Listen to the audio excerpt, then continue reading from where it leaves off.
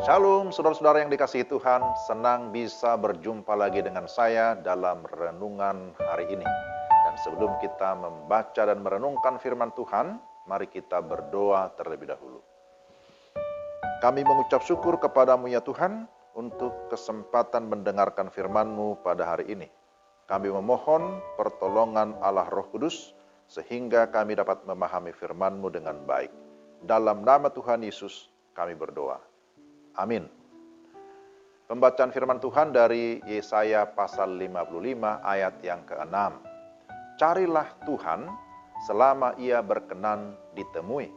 Berserulah kepadanya selama ia dekat. Demikian Yesaya 55 ayat yang ke-6. Saya beri tema renungan kita hari ini, aneka jawaban Tuhan. Itulah temanya.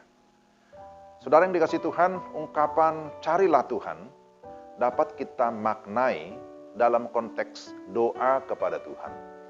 Mencari Tuhan dalam artian berseru kepada Tuhan ataupun memanggil namanya.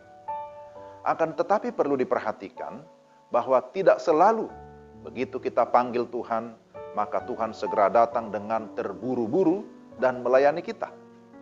Carilah Tuhan selama ia berkenan ditemui.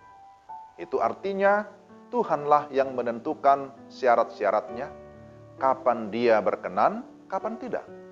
Berserulah kepadanya selama ia dekat. Tuhan juga yang menentukan hasilnya, apakah dia mendekat atau sebaliknya. Ada orang berkata bahwa dengan berdoa semuanya akan beres. Apa yang beres? Doanya atau jawaban doanya? Jangan berpikir, asalkan kita berdoa, semua otomatis pasti akan beres. Saudara-saudara, doa bukanlah semacam remote control, alat untuk mengendalikan Allah dari jauh. Tidak demikian. Allah tidak bisa dan tidak mau dikendalikan oleh siapapun. Maka doa bukan untuk mengatur dan mengendalikan Allah. Sebaliknya, ketika kita berdoa, berarti kita siap untuk dikendalikan oleh Allah. Jadi, doa kita harus benar-benar tertuju kepada Allah. Doa bukan basa-basi. Juga tidak boleh lain di mulut, lain di hati. Maka doa haruslah lahir dari iman yang sejati. Saudara, Tuhan pasti mendengar doa kita dan menjawab doa kita. Ya, amin. Namun jawaban Tuhan tidak selalu sesuai dengan apa yang kita mau. Maka ada 4 aneka jawaban Tuhan atas seruan kita. Pertama, Tuhan bisa mengabulkan doa kita, tetapi dengan syarat.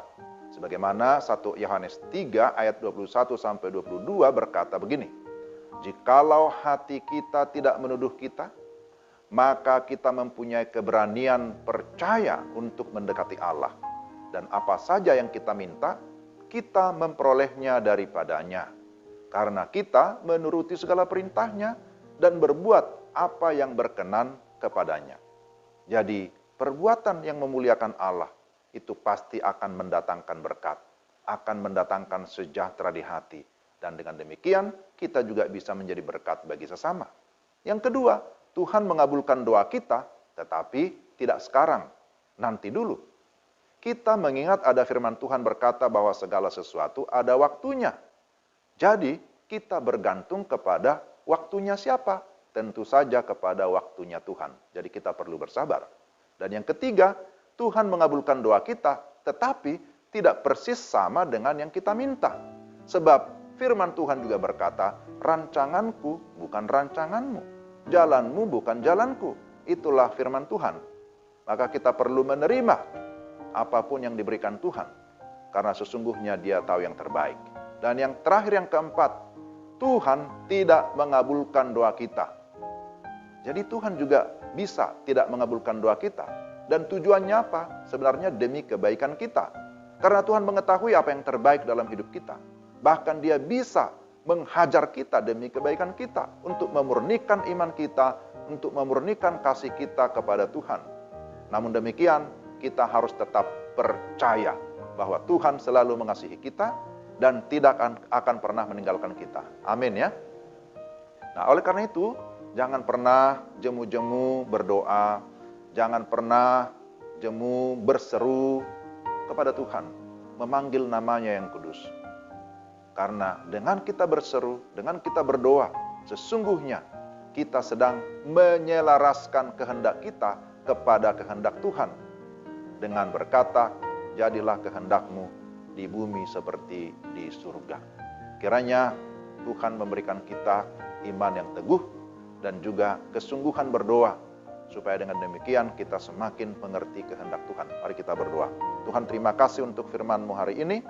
Kiranya Roh Kudus sekali lagi memberikan kami kemampuan untuk kami dapat melakukan firman-Mu dengan baik. Terima kasih Tuhan, pimpin kami dalam menjalani hari ini dalam segala aktivitas kami. Dalam nama Tuhan Yesus kami berdoa. Amin.